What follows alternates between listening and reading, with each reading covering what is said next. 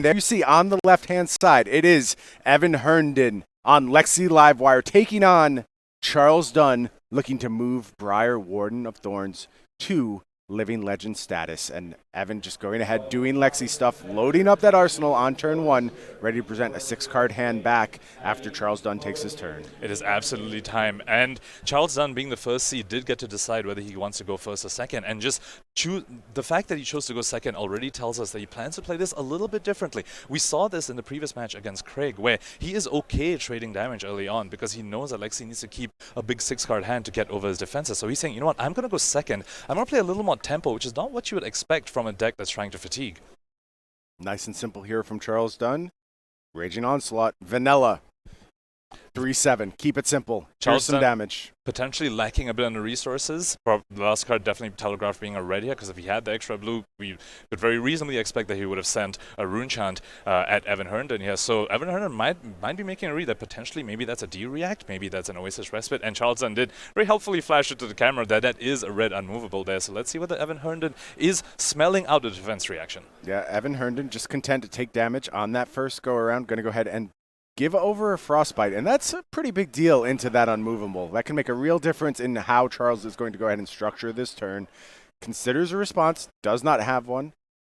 Looks like Frostbite is going to resolve, and now Evan going to go through the rest of the turn with this 6-card hand, the famous Lexi 6-card hand. Winter's Bite starts things off. It could definitely put a damper on the unmovable, but Charles Dunn running the hallmark piece of equipment that birthed his entire list, the Crown of Seeds. Now, that gives Charles Dunn a very easy avenue to get rid of the Frostbite on Evan's turn. He's just going to say, pay 2 for Crown of Seeds. I'll see this unmovable again later. I'm parking it right next to a blue in that Anthem of Spring and the Pitchstone. It'll get used to me later. This match is going to second cycle, so I'll get use of it later. 100%. Evan just loading up clean, going to go ahead, put that Falcon Wind, give it a buff from the Voltaire. 4 is the breakpoint, but it's covered up nicely by that embodiment plus Come to Fight. Every non-attack block 3 in Charles Dunn's hand right now is a sink below, and that is just not what Evan wants to see. Now, the game plan for Evan in this matchup is twofold. On one side, you want to get Charles Dunn off the arsenal so that he loses the Crown of Seeds value, and the other, the more difficult one arguably, is getting Charles Dunn off the embodiment, because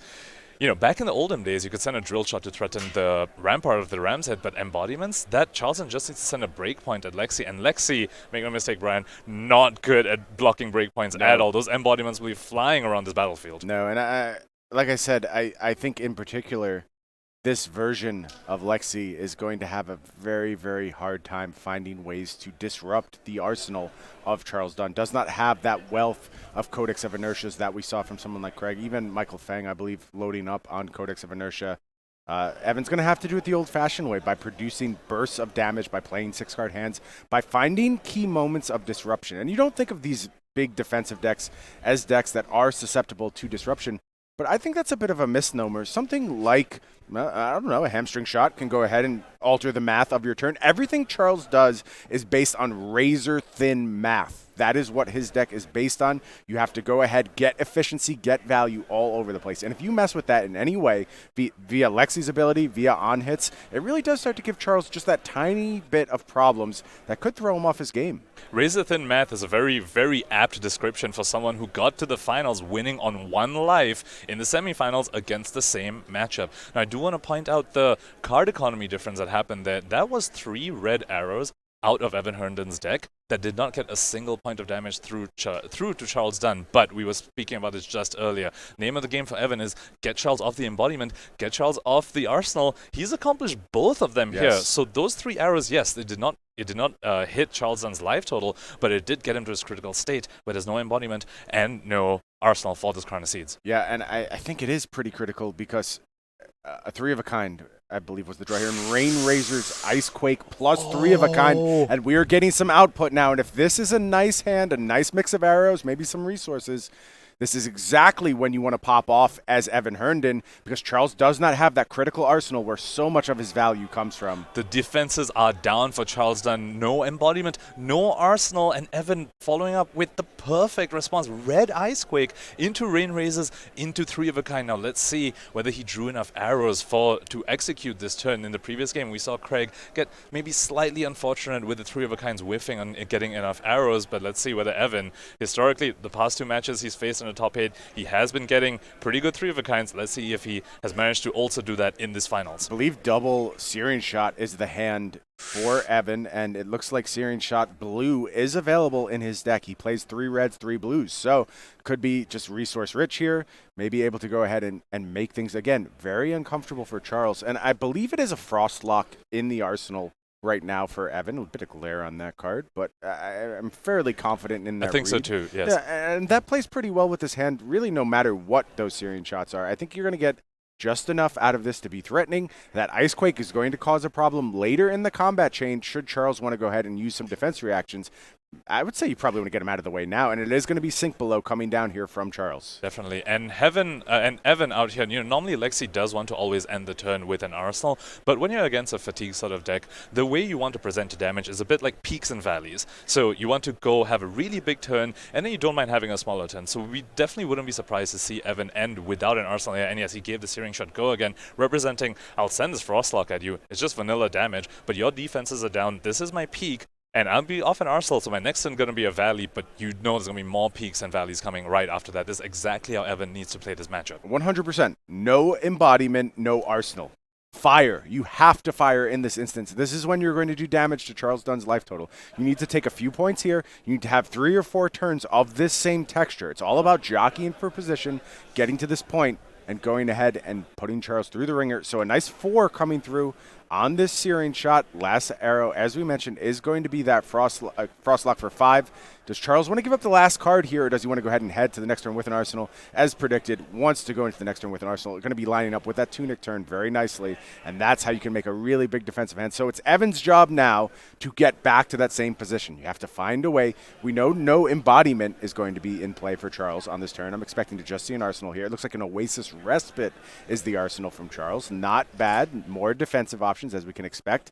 Let's see what Evan wants to do with a 4-card hand here. So that can potentially be slightly awkward for a deck that runs Crown of Seeds. If you put your defensive piece in the Arsenal, well, now once you use it from your Arsenal, you no longer can use Crown of Seeds, and that's also when you get a little bit vulnerable to something like Codex of Frailty. So, Evan definitely needs to try and find a way to get Charles off the embodiment Arsenal as we spoke about, but this is one of those, the Valley turns as we spoke about as well, Brian. Yep. And not bad for a Valley turn. It's going to pop off with that Bolton shot. Looks like a yellow 1, getting a plus from the Voltaire. Gaining go again, coming in for 4. Mm-hmm. A bit of a resource-heavy hand from Evan. Looks like he drew his 1-of blue headshot, along with yellow Bolton shot, the blue Bolton shot, and the yellow Codex, of course. So, Codex of Frailty, you definitely want to use it as your pseudo third arrow, to sort of cheat around Voltaire's 2 activations per turn limit. You use the Codex of Frailty to get the third arrow in, especially if you can line it up on something like a Rain Razor's turn, is how you get to push over Charles Dunn's defenses. So let's see whether he opts to use it this turn, but looking like he might just end up Arsling it. Let's see whether he gives his headshot +1 or go again. That'll tell us what Evan Herndon is thinking. It is go again. It is go again. Evan thinks he has now found just that little bit of inroad to this matchup. And if you give Charles an inch, he's going to take a mile. He's going to get an embodiment. That's going to allow him to set up his next Arsenal, which sets up the next. It just snowballs. It snowballs in a weird way. We talk about snowballs a lot in Flesh and Blood. Often they're offensively based. Charles Dunn's deck, one of the rare ones that can produce defensive snowballs. And this could be Evan saying, oh, you put a defensive piece in your Arsenal, just as we spoke about. Use a defensive piece from your Arsenal. Now you are vulnerable to my Codex. So perhaps that is what led Evan to say, you know what, I'm going to give this headshot go again, because now you no longer have an Arsenal. When I play this Codex, you will need to discard. Now, of course, Charles Dunn, since he did play Oasis from Arsenal, hasn't used his Crown of Seeds yet. So once you force him to put something in Arsenal, he will be able to use Crown of Seeds after that. But that is still a little inefficient because you're pitching a whole card just to prevent 1 damage. And this headshot is going to hit. We're going to go ahead and fire off that Codex of Frailty. Got to grab a Searing Shot, the highest damage output you can possibly get. Charles heading into the next turn with a Frailty token, a Ponder for Evan. One of the great things about Codex is it often makes these things very free, but just going to go ahead and pass the turn. Oh, Searing Shot. Searing Shot is going to be the fire here. Had some option to play a 6-card hand, but I agree. This is the correct approach. There we go. And Charles Dunn sort of making the Codex to his advantage, saying, okay, you gave me an Arsenal. I hadn't activated Crown yet. I used Oasis from Arsenal, so I will activate it now. Get me that 1 extra defense to block out the 4 damage Searing Shot with the 3 block from hand. A weird hand from Charles. He's going to have to just go ahead and content with playing another turn without that embodiment. It's just going to be an Arsenal. I believe it was either... Yeah, it was the CNC, I believe. That's going to go ahead and sit in Arsenal here. So one small little mini game that Charles Dunn kind of has access to is that he is running Brothers in Arms in his list. If he ever manages to get a Brothers in Arms in his graveyard, we might see him recur that with the opponent's Codex and then crown it away for later on with Brothers in Arms, a very, very critical defensive piece. Another turn here from Evan, and he's just saying, if I have a 3 of a kind and you do not have an embodiment, I am playing this and I'm seeing what I can get out of this turn. And I love the way he's being aggressive in these spots. Fires off that Ice Quake to start. It is a red Ice Quake.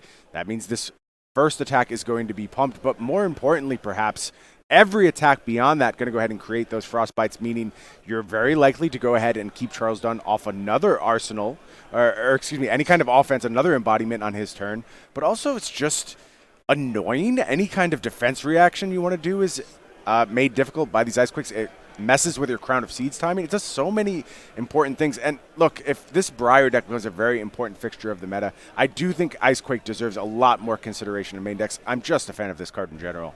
Definitely, and it also kind of forces Charles Dunn to use a defense reaction earlier on the chain. And Evan knows this, which means he can potentially hide the more devastating on-hits for later on, because he knows that the defense reactions will need to be eaten up on the first attack or awkwardly blocked in other ways to prevent the Frostbite. We already see that Heatseeker chilling down in Arsenal, ready to go, offering some card advantage on the next turn. 3 of a kind in hand Ponkage. So not a great draw off 3 of a kind, but it does set up for back-to-back-to-back 3 of a kind turns. And is that how you want to do it against Charles? Do you just want to go ahead and try and fire him down as quickly as possible? So if you can have one power turn where you take Charles Dunn off the arsenal and off the embodiment, and you're able to follow that up with another power turn, which the back-to-back 3 of a kinds do enable, that kind of breaks open the peaks and valleys thing that we were talking about earlier. That you're going peak into peak because you were able to arsenal because of the strength of something like 3 of a kind. Now, it looks like he ended up choosing this to be just a little more conservative. He doesn't want to waste all of the 3 of a kinds, it seems like. Yeah, I think what happened here is that the 3 of a kind drew into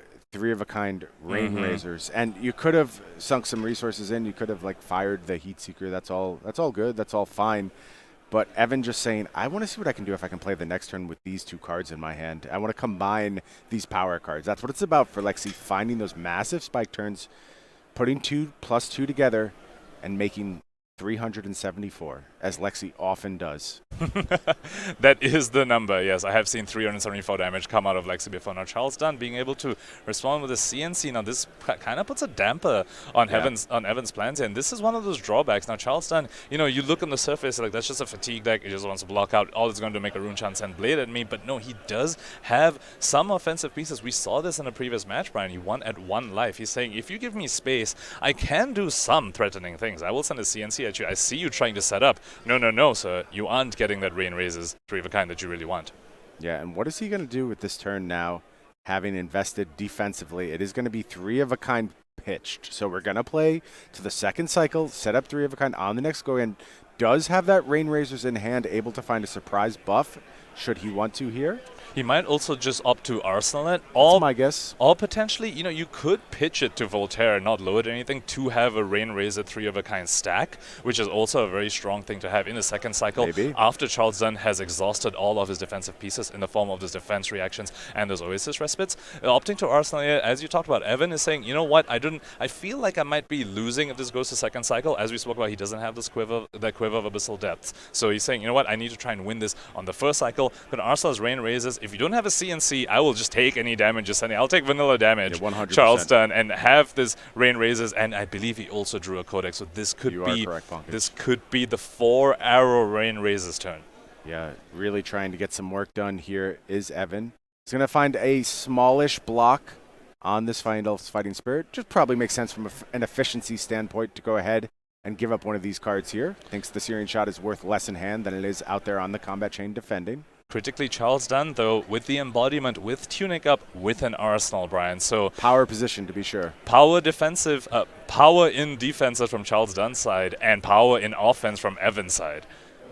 So let's see who comes out on top in this exchange, starting with the Remorseless. Yeah, resource floating here.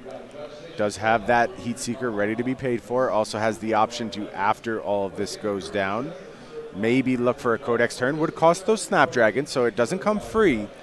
but Evan has to consider the possibility of getting the most out of those Rain Razors as possible. Again, raw math, raw numbers. You need to have a certain damage threshold in your deck, and that means combining your cards in appropriate ways so they're able to do Charles more damage than he can actually account for. So depending on the arrow that Evan wants, he might just opt to Codex first before the Heatseeker to save that Snapdragon. So you can Codex here, and maybe if you get something like a Falcon Wing, you get to send that with the Rain Razors buff, save your snaps, and then send the Heatseeker as well, which then threatens refilling the arsenal again. A fine option. I think that's a good point, Pankaj. Let's see how Evan wants to play this particular cycle.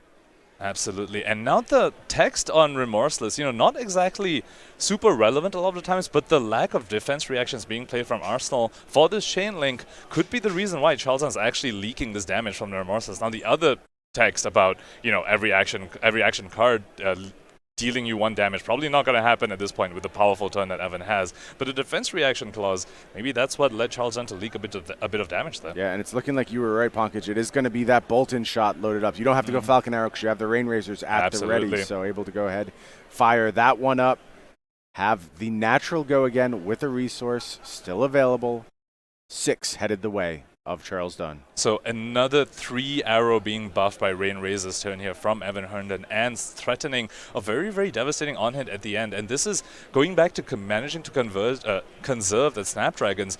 You have a Ponder, so if you end with 2 cards, normally it's difficult to arsenal both of them, but Heatseeker on hit puts the card face up in your arsenal, which means New Horizon tells you you have the extra arsenal zone. What you draw from the Ponder could go right next to the Heatseeker, and even if you draw 2 arrows, because you have the Snapdragons, you aren't bricked. Yeah, I think Charles would really like to go ahead and cover up that Heatseeker, but we're looking at the hand now. It is Oasis Respite, Scar for a Scar, and I believe Fayendel's Fighting Spirit. And those are fine defensive cards, except for Scar for a Scar, but Fayendel's Fighting Spirit does not line up well with Lexi's on-hits. You want to go ahead and stop the consequences of the on-hit, not just the raw damage. In a lot of instances, you're pretty happy with it because it does cover up some of those weird 5 breakpoints, but in this instance where you're trying to cover the Heatseeker, maybe a bit of a problem. And Charles Dunn definitely not happy needing to block with a Scar for a Scar here. A 2 block on the combat chain.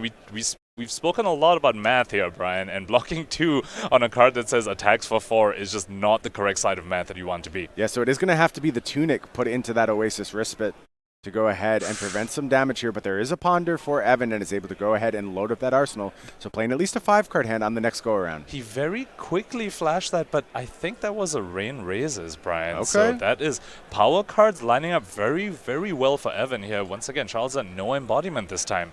And and I think you were right, Pankaj. I think that is a Rain Razor. And if you're in Evan's seat, do you prefer your power cards early in the matchups? Do you really want them in those first few turns before Charles was really started to do his thing? Or is it something where you want them spread out? Do you want it late when you, like right before you get to that second cycle? How would you really ideally see them distributed? So I feel like you'd want to see your power cards when you have 5 or 6 card hands, but not when you have only a 4-card hand. And we've seen Evan do this. When you only had a 4-card hand, he was saying, you know what, I'm going to set this up. I'm going to set up this Rain Razors 3 of a kind because I only have 4 cards. There's no point wasting a power card here. But when I have 5 cards or 6 cards, that's when he's saying that's where the Rain Razors will come out. That's when the Codex will come out. So it's not exactly about whether you see them back to back, but it's about the state of the board when you see them, or whether you have enough cards to actually make those power cards useful in going over Charles Dunn's defenses. Yeah, and he's going to look to play a 6-card hand here, but there is a problem for him on Charles Dunn's side.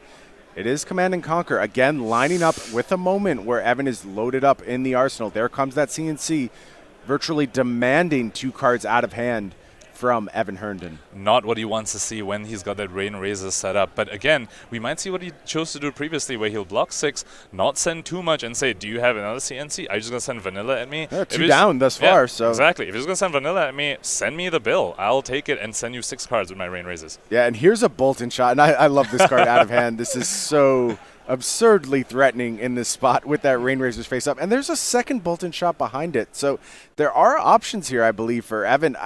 I don't know if he's going to go ahead and commit this Rain Razors on this turn. There's a lot of value in maybe holding on to it. Yep. But I think the texture of this turn is pretty complicated. Is just going to go ahead and Arsenal. Very content to have inefficiency in card usage across turns. Definitely. And now he's posing the same question to Charles Dunn. Do you have another disruptive piece? No, you don't. I don't care about that card. I'm not Icelander. I don't have a bunch of auras I need to preserve. This is vanilla damage. Take it. Send me the bill. No question. You are getting 6 My 6-card hand powered by Rain Razors with that Bolt-in shot in Arsenal, which means he doesn't even need to use a Lexi flip to present his first threat. 3 arrows. I think he's done a very good job of setting up 3 arrow turns. Also has Art of War in hand. So this could be a big one from Evan Herndon. And I love seeing Art of War come back into the list. It is coming back in small numbers. Often our top 8 players have been playing 1 copy of Art of War. But, man, this card in the right scenario still blows games wide open. We keep coming back to this cycle, Brian, where when Evan has set up his amazingly powerful turn, Charles Dunn on the other side with that embodiment, with that tunic, with that Arsenal card, just these power turns being matched by these powerful defensive turns. It's just this matchup has been so interesting to watch already. And look at the life totals. This is close. This is tight because of how these power turns have matched against each other.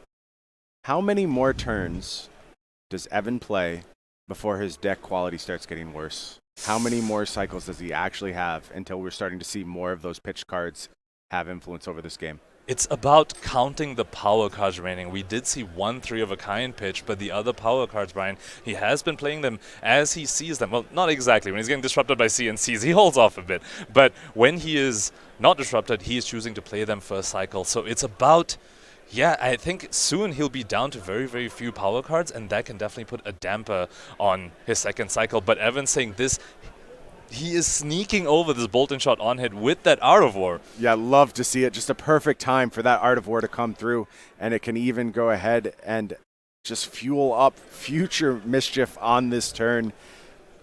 And critically getting the reload off, and this is once again the and there's look at all these Bolt-in shots in hand pockets. It's going to go, I believe, 4 arrows wide on this turn. That was just a tremendous, tremendous draw. He's going to go Bolt-in shot, Remorseless on this turn should he want to. And the best part is he still has 2 Voltaire activations, so he doesn't necessarily... Oh, he needs a reload because the Remorseless is actually a 1 cost. But, 2 more Bolt-in shots, probably going to get a reload. Now, I do want to talk about... This is the drawback we were talking about earlier about putting a defensive piece in your arsenal. He was forced to use it. That means he didn't have access to Crown to cover that one damage that leaked from the Art of War combat trick. He was not able to cover that up, gave Evan a full reload because of it. And that's what happens if you arsenal stuff like Sink Below when you're running Crown of Seeds. Yeah, I think this is a fairly big deal here. We are starting to see equipment committed for the first time. And Charles Dunn's deck, despite being very defensive, not overflowing with defensive equipment. This isn't Oldhim. You do have Grasp, a very powerful defensive tool.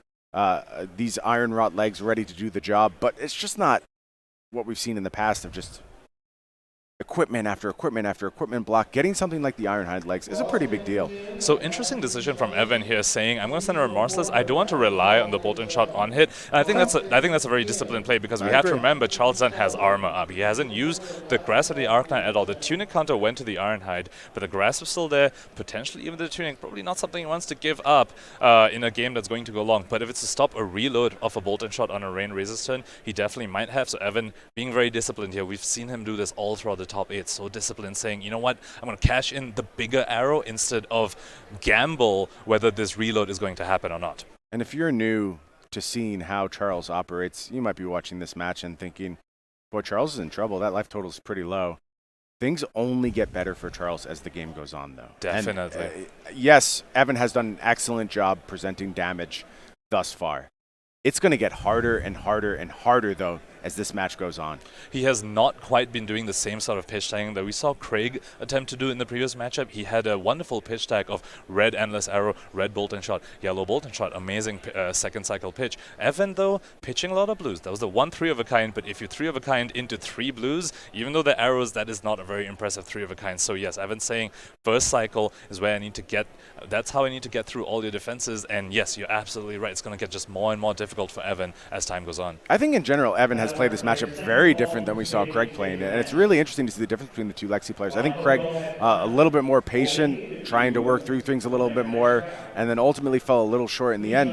Evan has a lot more aggression in his game. I do want to note a Codex of Inertia has been pitched on this turn. That is going to be a critical card on the second cycle. If you can go ahead and get some good pitches behind this, you can start thinking about output to follow it up and really do some damage to Charles when you're able to take him off the arsenal. And as we're talking about pitch stacking and how Evan has been pretty freely pitching blues to the bottom, I think the reason might have just become clear in what he's holding in his hand. He's holding a got a Remembrance. He's got Yep. a Remembrance, and that does shuffle your Shuffle deck. 'em up, baby. So if you try and pitch like something amazing and you Remembrance it, that's all your hard work gone. Instead, he's saying, I'm going to use my power cards. I'm going to use my 3 of a kinds. I'm going to use my Codex in first cycle, Remembrance them back in. It doesn't matter that I haven't pitched like these. I'm Love putting it. power back into my deck. Love it. I think it's so critical. And, at this point, Charles knows the deck. He's seen Evan's deck. He knows this is a possibility. But, like, what choice does he? It's not like you can not block and be like, oh, I'll block in the second. No, you'll be dead by then. You have to go ahead and play the game in this fashion. Exactly. So it'll be very curious to see what Evan brings back with the Remembrance. You can definitely imagine there's going to be some number of 3 of a kinds and codexes. Now, critically, you cannot bring Rain Razors back. And now Lexi is limited by the number of arrows she can normally send. Voltaire has a limit of 2 activations. So Rain Razors is one of those cards that really lets you accentuate your big hands, because that's a non-arrow that's buffing the limited number of arrows that you are able to present. So not being able to recur Rain Razors is a bit of a cost, but 3 of a kinds and Codex is still very, very amazing. Yeah, and you're exactly right, Pankaj. It's 3 of a kind Codex, and it's going to be infecting shot. So just taking the arrow with the highest damage potential, a virtual 7 being put back into the deck. Again, it's about math, it's about numbers, it's about how much damage you can offer over the course of the game. It's also about Charles Dunn, likely when an infecting shot comes into play, won't have a lot of those defensive pieces. We see him using his Sync Billows, using his Oasis in first cycle. Evan saying, hey, there's more on hits left in the second cycle. I just shuffled a red infecting shot back in the deck. You're going to need to deal with this later when you're out of those defense reactions. Yeah, it's funny. I think defense reactions for Charles, they're a first cycle thing. Actually, in the second cycle is when Charles wants to start leaning a lot more on those embodiments. He starts doing the plan of presenting the 7, making sure all of these cards that he has pitched back early are able to defend for 3. And here we see a Warmonger's Diplomacy coming down for Charles. Bit of a quasi-off turn, just going to make a rune chant with the Grasp and see what Warmonger's Diplomacy can do here. Is this a turn where it lines up particularly well? Now, we know these Lexis have adopted. They do have Trench. They're not going to get bricked out entirely. But there are moments where Warmongers can still be quite impactful in this matchup. Definitely. It stops the Codex, for example. It stops 3 of a kinds, for example. So, if Evan really wants to go wide because of the Warmonger's Diplomacy, it's pretty face up. Charles Dunn knows at most 3 arrows can come. The 1 in your arsenal and the 2 from hand, if that. There's no Codex shenanigans, no extra 4th arrow coming through. So, very, very strong piece. Did not brick. We see the activation of the Trench used here immediately, so Evan doesn't get bricked. But let's see how much offense he's able to present while under this Warmonger's war mode. Pankaj, Trench certainly has come back to this game because of Warmongers, but I'm continually impressed by this card. I think it's just good outside of Warmongers and probably should be getting more respect than it was before Warmongers came on the scene. I'm continuously just in awe and in respect of how players have adapted. Now, we're seeing Lexi's adapt to Trench. We've seen Briar's adapt with some Seek Horizon. I mean, Charleston's list right here. It's the Briar that's playing Warmonger's Diplomacy. Now, that card's supposed to beat Briar. Why would it ever be in a Briar deck? It's supposed to beat Roomblade, but Charleston has adapted and saying, you know what, if everyone's going to run Warmongers into me, I'm just going to play right into it. I'm just going to send these big attacks and just fatigue you out if you want to play cards like that stop me from playing the Rosetta-thron game plan. Yeah, and I think Evan has a decent hand to go ahead and demand a little bit of respect here from Charles Dunn. I love this. So yeah, fusing up. And also getting rid of some of these, clunky blue arrows out of his deck. He's saying, you know what, I just shuffled a bunch of reds in my deck. I shuffled the 3 of a kind, the Codex, a red arrow. In the late game, I don't want to see too many of these blues in my off turn right now. You've hit me with Warmongers. I'm going to get rid of some of these blues so that later on, when I actually want to go for one of those peak turns, I have these reds to send at you instead. I think Evan is playing really smart off turns. I love the way he's managing his cards. I love when he's choosing to go ahead and just accept some inefficiency in his game plan, not trying to go ahead and fire as many arrows as possible on every turn, just making them count, making sure he finds them at the right moment. And Charleston showing the power of a card like Crown of Seeds when combined with cards like Brothers in Arms, cards like Oasis Respite. These cards that let you use resources on your opponent's turn so that your one card you spent to activate Crown of Seeds is also getting value in these other forms. And now that is a Brothers in Arms in his graveyard. I am very, very curious to see whether he chooses to recur that in the future when Evan uses the Codex of Frailty just to add even more defense into his deck. Yeah, just defensive options here for Charles. There will be no war today. It's just going to be an arsenaled Fate Foreseen, potentially an Oasis Respite as the 2 cards present in Arsenal. But Pankaj, both those cards are presenting a problem we've now seen manifest a few times throughout this game. It is the defensive card in Arsenal. It is the inability to really leverage Crown of Seeds at this moment. And it's happening now with Feyendale Spring Tunic at the ready. In the past, we have seen this mitigated by putting Feyendale Spring Tunic resource into that Oasis Respite. I wonder what Charles is considering on this turn. Does he want to do it one more time, or does he want to Arsenal that Fate Foreseen? Not opting to even send the blade, saying, you know what, I have been put under so much pressure this game. I need both my defensive pieces. And critically, this means he gets to use a defensive piece from hand and preserve that arsenal so that he has access to Crown of Seeds. Oh, there's a really big problem brewing for Charles Dunn on a 6-card hand turn. No. It's that Remembrance. And look, Charles needs this Remembrance. There's a reason it's in the deck. Every time we've seen it drawn, though, it introduces some vulnerability into what feels like a rock-solid game plan. And I'm not saying it's wrong. That's not what I'm trying to do here. He needs the Remembrance. But you also have to be able to mitigate these turns when it comes up. And I think you really want it to line up with an embodiment turn. Just not doing so here. And you also wanted to line up potentially one of those, low power turns. We saw Evan just send a bunch of blue arrows. Charles Dunn left with 2 cards in hand. He really wishes that Remembrance was in that hand instead of now when Evan is coming at him with 6 cards. He did just trench one away for 1 resource, but still that is a lot of threat that Lexi is presenting. Yeah, I think it's a very heavy infecting shot hand if I'm reading it right. I think it also may be a very red heavy hand. So perhaps that explains the trench that just happened. He wants an extra resource to load with Voltaire and be able to send this arrow. And, it might be a very red-heavy hand. We, as casters, have the privilege to see that. But Charles doesn't know this. This is a lot of information being hidden from Charles in a matchup where the Lexi is presenting on-hit after on-hit. Charles needs to decide, am I going to stop this on-hit? But is there going to be more threatening on-hits later on? Which on-hit do I stop? Yeah, and just going to go ahead and get some Oasis Respite value, gains a life off that Oasis Respite. Charles will always gain a life off of these life gain cards. He does not settle for inopportune moments. He makes sure he gets every ounce of value he possibly can, and it's necessary for piloting his deck the way he does. Looks like blue infecting shot going to be pitched here. It's going to do so to go ahead and juice up this infecting shot. So again, Evan wants to play back-to-back 6-card hands, and doing so with some pretty high threat options here. Already has claimed a Tunic counter and another card by virtue of that drill shot. Now it looks like 2 more cards going to be committed to the block. And I do think Charles Dunn has gotten away with this Remembrance to some extent. He is very happy to see this. He did not get punished for the no block in his hand. He is blessing his lucky stars right now, saying, wow, Lexi with a 6-card hand, and I got away with this no block in my hand. He got away with murder right now, 100%. And speaking of getting away with murder, I will say that now Evan Herndon is set up to play a 3-of-a-kind 6-card hand into Charles Dunn without an embodiment. That is a really, really nice position to be in. And I think Charles's draw here is going to be absolutely critical. He really needs a strong defensive turn here to line up with what Evan is offering. No Tunic either. The previous turn, he used that Tunic to use the Oasis covering up the drill shot, which he definitely had to do because we are talking about his armor as well. His Grass of the Arknight completely unblemished there. Full block value available on the Grass of the Arknight. So covering up drill shots,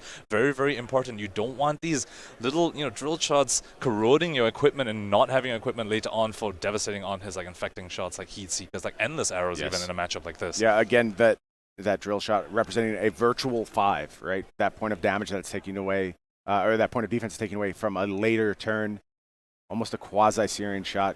It's very exciting to see that card become part of Lexi's arsenal. Definitely, and now Charles with that defense reaction in his arsenal, no Tunic up, so likely happy to have a defense reaction arsenal here where he doesn't get the crown, but we've spoken about this time and time again. Defense card in the arsenal. If you use it early on, you are now vulnerable to a Codex for the rest of the combat chain.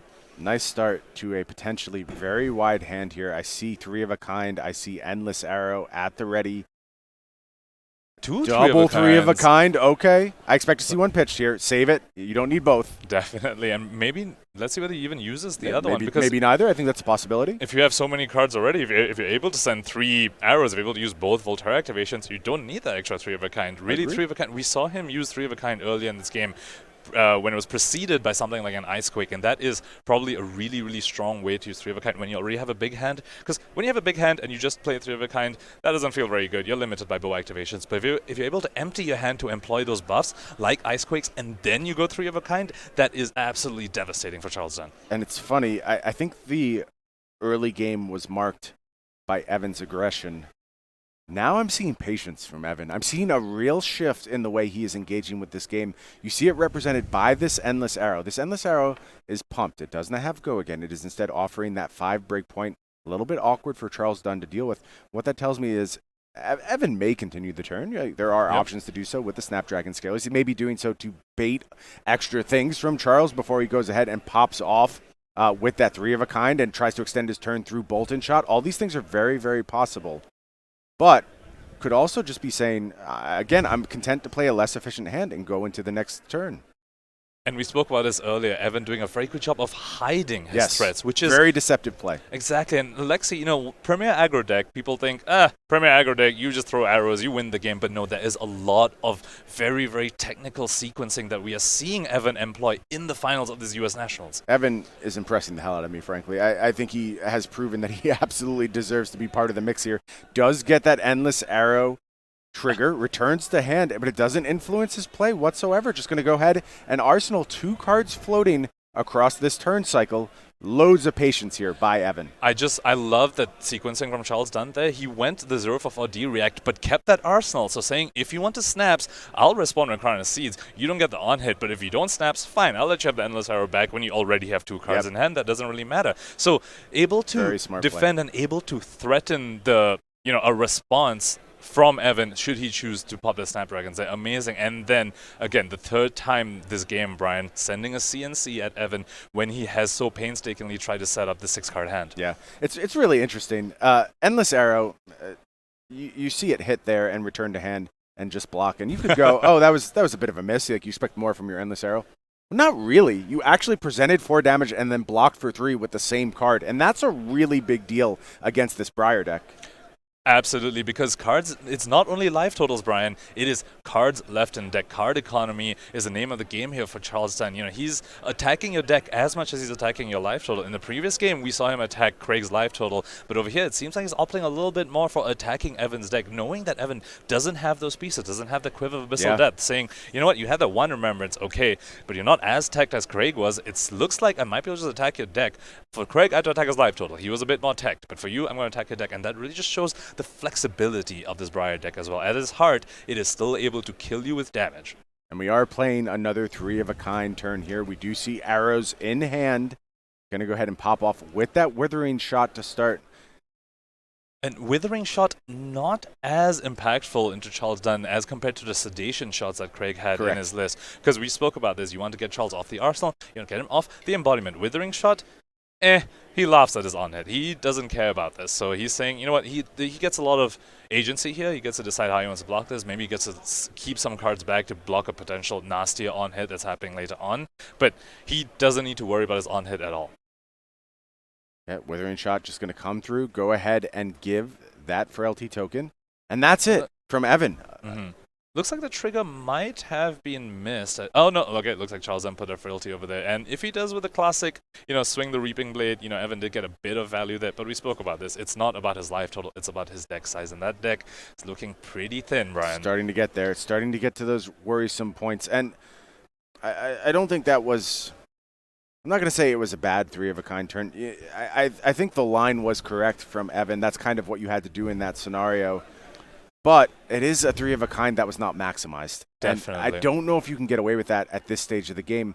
Charles, at a fairly healthy, by his standards anyway, we know Charles can play games for a very long time on 1 life, at a fairly healthy 14 life. And at some point, he is going to find enough purchase in this game to start offering those 7s. And when he does, it's going to put Evan in a difficult situation after difficult situation, because they represent not only damage, which will quickly kill Evan. You can only ignore something like that 3 times, but also they will offer those embodiment of Earths. And on the 2nd cycle, those will be so critical. Especially when a lot of Charles Dunn's attacks are coming in with that little pesky rune chant. And now with Evan at 21, he doesn't care too much about his rune chants, but we saw in that previous game how annoying those rune chants can be in the late game when these 7s are getting through and Evan's saying, send me the bill. Later on, he's going to need to give 2 cards every time Charles Dunn just says, pitch blue to make a rune chant and swing the blade. It's going to be 2 cards later on in the game, Brian. Yeah, and Charles just going to go ahead, fire up this Enlightened Strike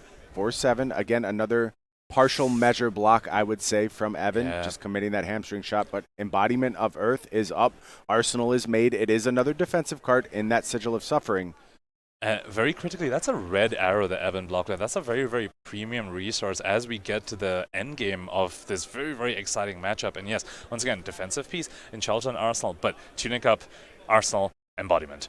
Yeah, Withering Shot one more time. And the way Evan is playing these turns is so interesting to me. It's just about arrow, arrow, arrow, no go again. Just simple arrow, simple arrow.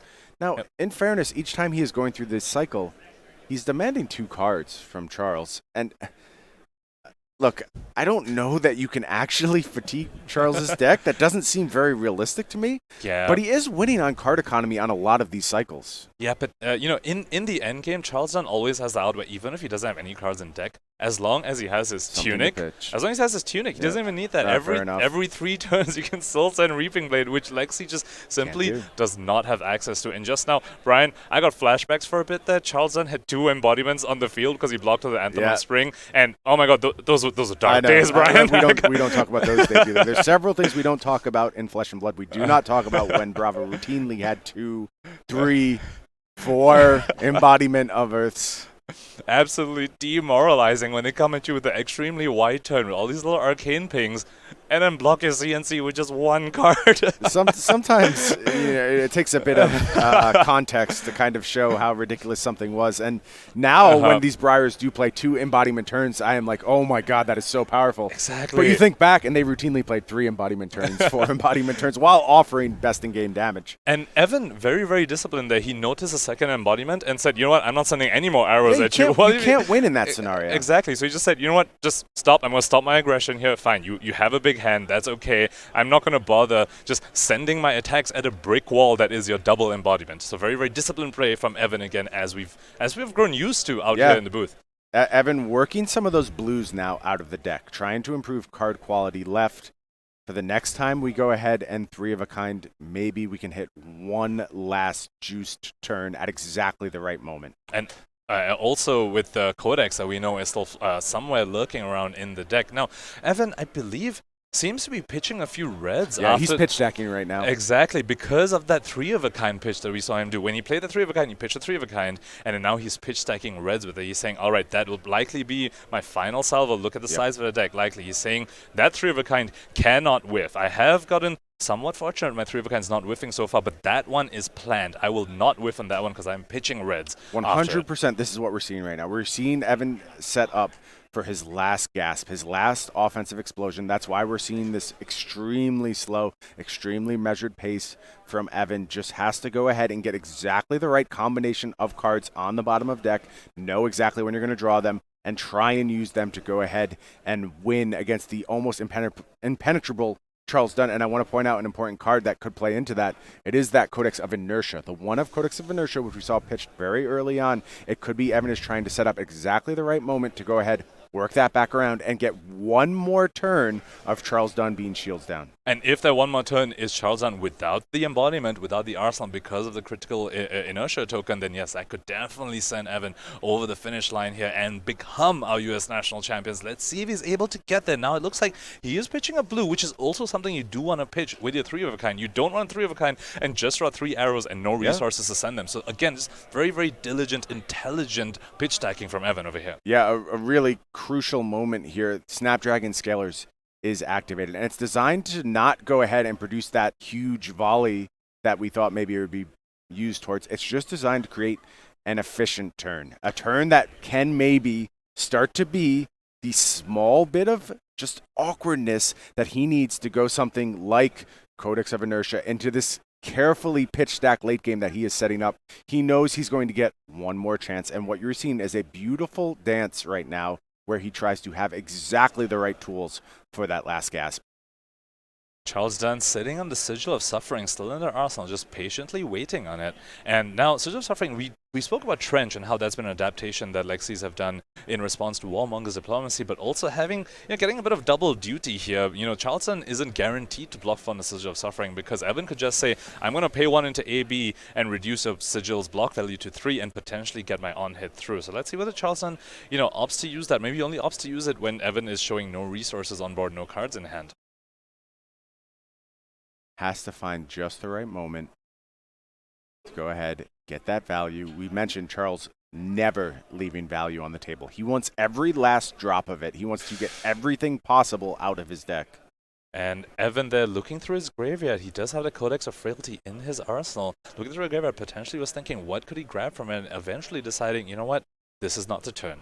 This is that turn. And speaking of Codex of Inertia, I do believe he has just drawn it. We might be seeing the opening salvo that gets him over the finish line. His next turn should be the 3 of a kind turn. And this is where he needs to go ahead and make some fireworks happen. And he takes this 3 so quickly. No embodiment coming from this Reaping Blade. Thrilled for 3 absolute vanilla damage to be offered on this turn. No rune chant either. That was a red pitch. We have to keep track of Charles's tools right now. Tunic at the ready. Arsenal loaded up. Crown of Seeds good to go. 4 cards in hand. How is the defensive draw from Charles Dunn? Is this a critical moment where we're going to see Evan try and put together maybe back-to-back big turns? Maybe that's his path forward here. So starting with the Codex with cards in hand, not the most efficient use of Codex, but remember, this is the second cycle. Maybe he's got an extra blue that he doesn't care about. Very possible. So he's saying, you know what, I'm going to convert this blue into a red bolted shot in my arsenal, which is getting buffed by this red Ice Quake, which means it will have go again and won't threaten the reload because there is already a card in arsenal, but getting the go again without a Volter activation. Not bad. 2 resources still floating as well. Another Codex at the ready. 2 more Codexes at the ready. All the codices you could ever wish for in Evan's hand. How does he combine them to do something special? We do see, though, a critical play from Charles Dunn. It is Embodiment of Earth being created. Now it's time for that Codex of Inertia. Yeah, and Charles Dunn started this turn with no embodiment. We called that out, saying defenses are down. But then he said, no, I have this new card. It's called Anthem of Spring. It generates embodiment for me on your turn. Nothing you can do about it. Not bad at all. So Evan coming up with this Codex of Inertia, double pondering. He will get an option for Water Arsenal. If he has another Falcon Wing in there, they'll pair very, very nicely with this Codex of Frailty that he has right there. Now let's see what he got from the top from the Codex of Inertia. And we say, what did he got? Oh, what did he get? But I mean, this is pitch deck. Evan knows exactly what 100%. He got. This is the finals of U.S. Nationals. Oh. He didn't. Okay. That was very close to not having the extra Arsenal zone when you put the Codex on the field, which would have just been a whiff. Yes. But okay, he went ahead and sending this Infecting Shot has Ponders to set up a 6-card hand. Yeah, going to play towards that next turn with that Inertia guaranteed to head Charles's way. This has to be blocked. Come to fight, going to come down. It just offers too much damage to go ahead and leak it. There's no real incentive to either. And we do know a defensive card in Arsenal for Charles, so we're not expecting much here. There's not really any way for Charles to just go off with this turn. And there you see 3 of a kind Codex on a turn where Charles will not have an Arsenal. Ponkage, this is the U.S. National Championships here. This is everything. This is where it all comes down. Everything that Evan has done to this point was about setting this up, but it's time for a Warmonger's Diplomacy as the last card in Charles Dunn's hand, and what an absolute nightmare.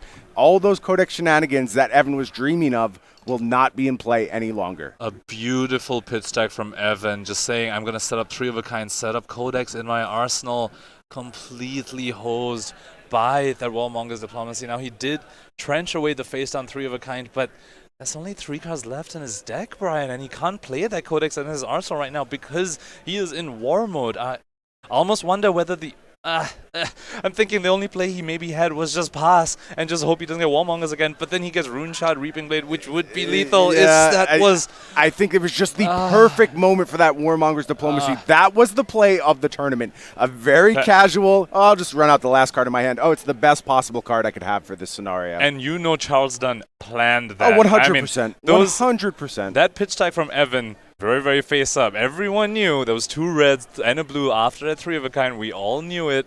Charles Dunn saying, I know you want a 3 of a kind. I see the face up Codex. Yeah. Here's a Warmongers. Thanks for using some arrows on this turn. And that's your last hand, buddy. What are you going to do? I'm at 14. Yeah, and 3 of a kind, a lot worse if it draws 1 card. It just is, 1 of a kind doesn't have the same ring to it. And I think Charles Dunn has successfully navigated this late game against Evan. Look, it's going to look like Evan had no chance, but that is going to do it. It's going to get the fist bump. He knows he can no longer win, and Charles Dunn is your U.S. National Champion.